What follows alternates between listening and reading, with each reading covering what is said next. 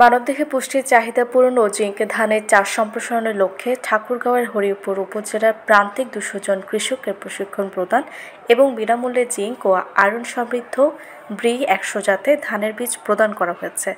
বুধবার দুপুরে RDRS বাংলাদেশের আয়োজনে আন্তর্জাতিক খাদ্যনীতি গবেষণা ইনস্টিটিউট হারভেস্ট প্লাস প্রোগ্রাম রিয়েক্ট-ইন প্রকল্পের আওতায় উপজেলার ডাঙ্গিপাড়া ও ভাতুরিয়া ইউনিয়ন ফেডারেশন কার্যালয় মাঠে অগ্রণী কৃষক প্রশিক্ষণ ও বীজ বিতরণ প্রোগ্রাম অনুষ্ঠিত হয়।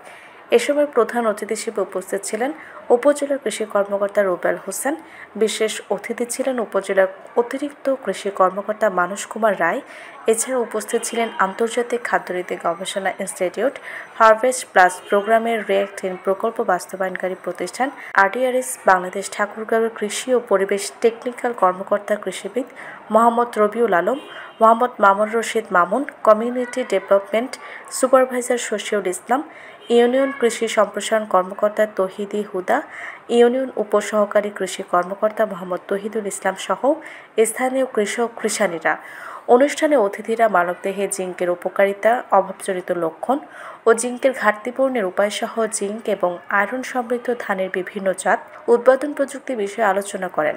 সুস্থ, সবল ও মেধাবী সমাজ গড়তে দিনে একবার হলেও জিঙ্ক সমৃদ্ধ চালের ভাত খাওয়ার ও জিঙ্ক ধানের চাষ বৃদ্ধি করার পরামর্শ প্রদান করেন। আর এসব জাতীয় ধান মানুষের হাতের নাগালে পৌঁছাতে ও সাধারণ মানুষের মাঝে সচেতনতা বৃদ্ধিতে কাজ করার এবং পরবর্তীতে প্রত্যেক কৃষককে তাদের উৎপাদিত 4 কেজি করে ধানের বীজ 3 জন কৃষককে প্রদান করার নির্দেশ দেন তারা।